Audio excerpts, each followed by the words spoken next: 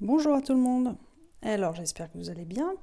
Dans cette vidéo, je vous propose d'aller regarder quelques petits exemples très très simples de manipulation du signe sigma.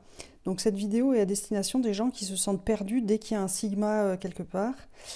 Et voilà. Donc j'ai mis plusieurs petits exemples avec des notations différentes, histoire de peut-être vous aider un peu à être plus à l'aise à manipuler ce signe-là. Donc on va aller voir ce premier exemple. Alors, ce premier exemple, allons-y. On voit que c'est une somme pour p allant de 0 à n de 1. Donc, peut-être ce que je vais expliquer, c'est qu'est-ce que c'est ce signe-là, ce symbole, qu'est-ce que ça veut dire, et puis surtout comment on gère les indices et les bornes, etc. Donc là-dedans, donc sigma, c'est le signe de la somme. P, c'est la variable qu'on appelle l'indice. Et ensuite, ça nous dit que l'indice va de 0 à n. Donc ce truc-là, vous pouvez le voir comme une boîte de conteneurs. Ça veut dire je fais la somme d'une boîte pour p égale 0, c'est une première boîte. Puis on va mettre des trucs dans les boîtes. P égale 1 dans la boîte suivante. Et puis on va aller jusqu'à n. P égale 2. Donc je vous invite toujours à mettre les premiers là pour vous aider. Et puis mettre l'avant-dernier aussi et le dernier, histoire de ne pas trop vous mélanger les pinceaux. Donc le dernier, on a dit P s'arrête à N, donc quand P vaut N, on s'arrête, et donc l'avant-dernier, c'est quand P vaut N-1. Donc là, les boîtes, les indices, l'indice va bien de 0 à N. 0, 1, 2, blablabla, N-1, N. Ok. Et donc l'indice, il va nous servir à quoi? Il nous sert d'abord à voir le nombre de boîtes. Ici, on en a 0, 1, 2, etc. Et donc, on verra plus tard le nombre de boîtes, mais ça fait n plus 1. On va voir en détail. Donc, l'indice et les bornes nous servent à voir le nombre de boîtes. Et ensuite, l'indice, la variable d'indice va nous servir à éventuellement calculer une formule là-dedans. Donc, ce qu'on peut voir là, c'est que dans chaque boîte, on va mettre la formule pour p égale 0, pour p égale 1. Et ce qu'on peut voir, c'est que là, le truc qu'on est en train d'ajouter, c'est quelque chose qui ne dépend pas de p. Ça veut dire que dans la première boîte, on va mettre 1. Puis dans la suivante, on va mettre 1. C'est ça qu'on est en train de dire. On fait la somme de 1 quand P va de 0 à N. Donc dans chaque boîte, je vais mettre la valeur 1 parce que c'est la même valeur que celle qui est là. Donc là, vous voyez qu'il y a juste 1 qui apparaît autant de fois qu'il y a de nombre de boîtes. Et donc là, ce qui va compter, ça va être de compter le nombre de boîtes. Donc ça, c'est la première boîte. Ça, c'est la deuxième. Ça, c'est la troisième. Est-ce que vous remarquez déjà que la boîte numéro pour P égale 0, c'est la première, pour P égale 1, c'est la deuxième, et pour P égale 2, c'est la troisième. Donc en gros, pour un certain numéro de boîte, on rajoute 1 pour voir quelle est la combientième. Ok, donc P égale 0, c'est la première, et du coup, P égale 2, c'est la troisième. Si au milieu, on a P égale 14, je vais l'écrire en petit, P égale 14, ça sera de la même manière la 15e boîte. 1 de plus que ce qui est écrit dans l'indice de P.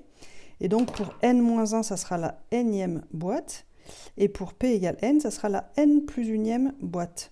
Donc au final, ce qu'on arrive à voir, c'est qu'on a n plus une boîte. Donc tout ça, ça va nous faire n plus une boîte fois ce qu'il y a dans chaque boîte, c'est-à-dire 1. Et donc ici, on va trouver que S1, la somme P égale 0 à n de 1 vaut n plus 1. Ok, ça va pour celle-là. Donc ce que je vous propose, c'est de vous donner plein d'autres exemples pour toujours vous entraîner et intégrer un peu ce truc du signe somme. Allez, on va passer au suivant. Donc on est toujours sur manipulation des sigma, des signes somme.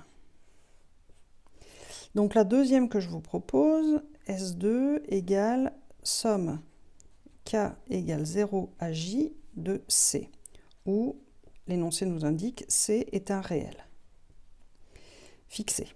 On ne le connaît pas, mais il s'appelle C. Vous pouvez imaginer, je ne sais pas, ça peut être la vitesse de la lumière ou la température qu'il fait aujourd'hui. Ok ? Donc là, c'est exactement pareil que tout à l'heure. Et par contre, pourquoi je vous ai remis ça? Parce que je vais encore changer, je vais passer mon temps à changer les indices, les variables et ce genre de trucs. Donc, passons à ce truc-là. Donc ici, K égale 0 à J, ça veut dire qu'on a une première boîte pour l'indice K égale 0, une deuxième boîte pour l'indice K égale 1, une troisième boîte pour l'indice K égale 2, donc première, deuxième, troisième. Quelque part au milieu, on a peut-être K égale 12. On n'en sait rien, hein, ça va dépendre de J. Hein. Si J est plus petit, on s'arrêtera avant. Mais... Donc K égale J-1 l'avant-dernière et K égale J la dernière. Donc comme on a vu tout à l'heure, 0 étant la première, 2 va être la troisième, 1 va être la deuxième, 12 va être la 13e. J-1 va être J-1 plus 1, c'est-à-dire J. Et J va être J plus 1. On ajoute 1 au numéro de la boîte. Ok. Et qu'est-ce qu'on va mettre dans la boîte cette fois? Ici, ce qu'on nous demande de sommer, c'est C. Donc ça veut dire que dans la première boîte, j'ai C, dans la deuxième, j'ai C, dans la troisième, j'ai C, dans la quatrième, j'ai C, etc. J'ai C tout le long.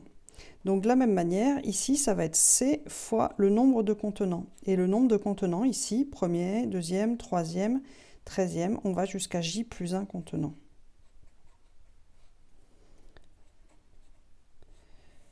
Ok, bon c'est tout en fait, c'est pas plus compliqué que ça.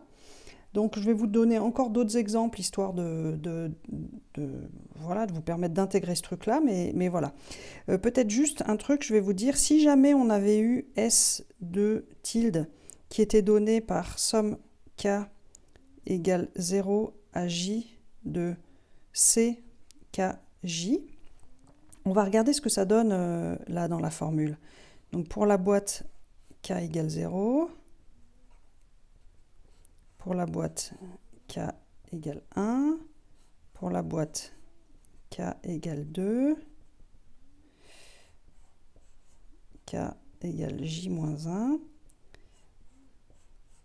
et K égale J. Donc là, ce truc-là, c'est la formule qu'on doit appliquer et qu'on doit mettre dans chaque boîte. Donc jusqu'à présent, on n'avait mis que des constantes dans les boîtes, donc c'était assez facile, c'était toujours la même chose. Mais là, ce qu'il va falloir voir, c'est que le K va bouger, vous êtes d'accord? Le J, c'est quelque chose qui est fixé, mais notre indice, il bouge avec la boîte. Ok, donc là, la formule va bouger avec la boîte. Donc ici, quand K vaut 0, je vais remplacer la valeur de K par 0. Donc ça fera C fois 0 fois J, autrement dit 0. Ici, ça fera K égale 1, donc C fois 1 fois J, autrement dit, ça fera CJ. Dans cette boîte, ça fera C fois 2 fois J, autrement dit 2CJ.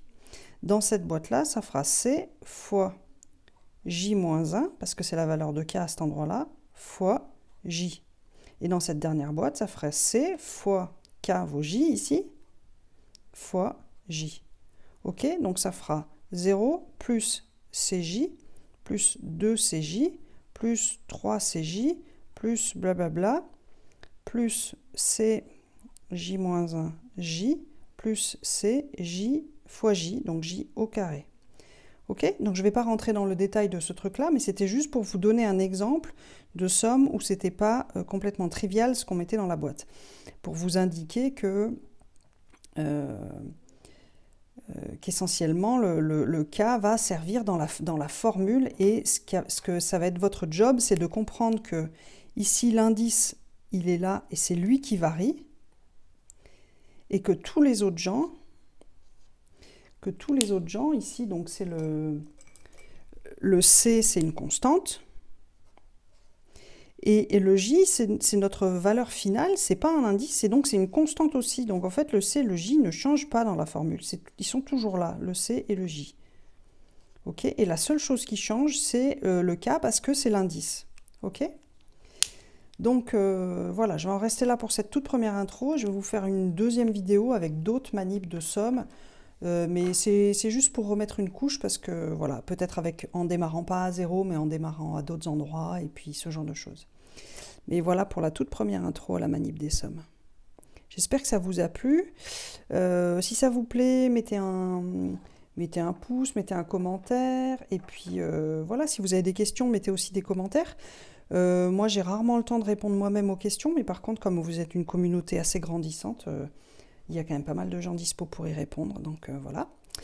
Et puis un dernier truc, je vous encourage vivement, je le dis à chaque fois, mais je vais le redire, à écrire par vous-même, parce que c'est quand on fait que les neurones s'installent et que le... Enfin bref, vous savez quoi, on n'apprend pas à jouer au foot en regardant des vidéos, on apprend à jouer au foot en regardant des vidéos et en faisant du foot soi-même. Ben, c'est pareil pour les maths, avec les vidéos et en faisant soi-même. Allez, belle journée à tout le monde, à bientôt.